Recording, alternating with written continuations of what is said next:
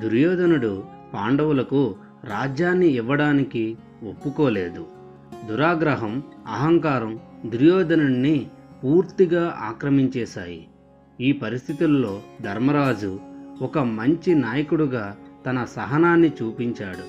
మనం నేరుగా యుద్ధానికి వెళ్ళకూడదు, ముందుగా శాంతి మార్గంలోనే ప్రయత్నిద్దాం, మనకు ఆ కర్తవ్యం ఉంది అని అన్నాడు.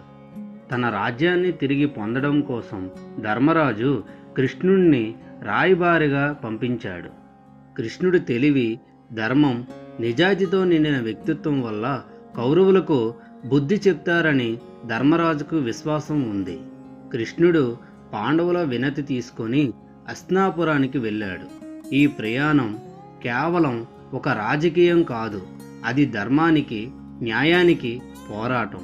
కృష్ణుడు అక్కడికి చేరినప్పుడు హస్తినాపురం మొత్తం ఆయనను ఆత్మీయంగా ఆహ్వానించింది.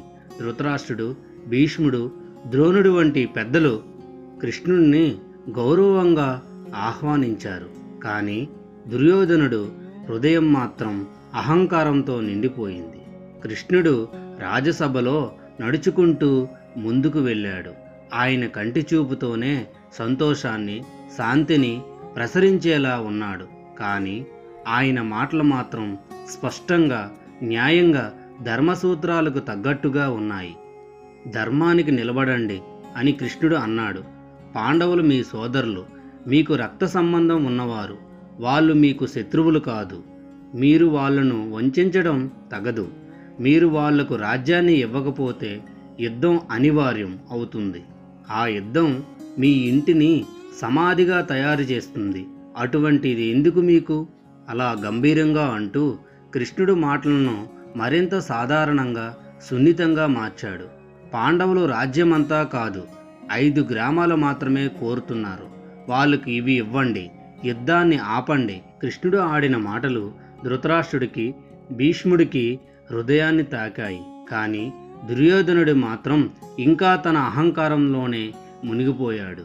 నేను ఒక గడ్డి పరకను కూడా ఇవ్వను అని దుర్యోధనుడు అన్నాడు. ఏమిటి కృష్ణ, నువ్వు ఇక్కడ శాంతి కోసం వచ్చావా, లేక పాండవుల తరపున మమ్మల్ని భయపెట్టడానికి వచ్చావా అని ఎంతో అహంకారంతో మాట్లాడాడు. దుర్యోధనుడి మూర్ఖత్వం అక్కడి వరకు ఆగలేదు. అతడు కృష్ణుణ్ణి బంధించాలని ప్రతిపాదించాడు. ఆ మాటలు విన్న వెంటనే కృష్ణుడు తన భక్తుల ముందు నమ్మకంగా ఉన్నట్లు నవ్వాడు. నన్ను బంధించగలరా? నా శక్తి ముందు మీ బలం ఏం చేస్తుంది అని కృష్ణుడు అన్నాడు. దుర్యోధనుడు తన అహంకారంతో కృష్ణుడు ఆజ్ఞను తిరస్కరించాడు.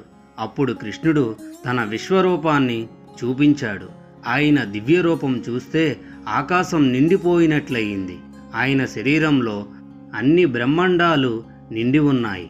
అప్పుడు శ్రీకృష్ణుడు ఇలా అన్నారు, నేను పరమాత్మను, నేను శాంతిని కోరుతున్నాను.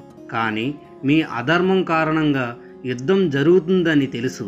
దుర్యోధనుడా, నీ అహంకారం నిన్ను పతనానికి తీసుకువెళ్తుంది అని ఎంతో గంభీరంగా అన్నాడు. ఈ దివ్యమైన రూపాన్ని చూసి భీష్ముడు, ద్రోణుడు మరియు కర్ణుడు ఆశ్చర్యపోయారు.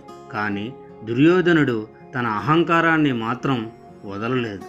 కృష్ణుడి రాయబారం విఫలమయ్యింది. దుర్యోధనుడి మూర్ఖత్వం, అహంకారం వల్ల యుద్ధం తప్పలేదు. కృష్ణుడు హస్తినాపురం నుండి పాండవుల వద్దకు తిరిగి వెళ్ళి ఇలా అన్నాడు, యుద్ధం అనివార్యం, కానీ ధర్మం మీ వెంట ఉంది అని ధైర్యం ఇచ్చాడు. ఈ విధంగా పాండవుల వినతి ప్రకారం శ్రీకృష్ణు రాయబారం జరిగింది. ఈ సంఘటన మహాభారతంలోనే అతిపెద్ద ఘట్టంగా మారింది. Thanks for watching friends.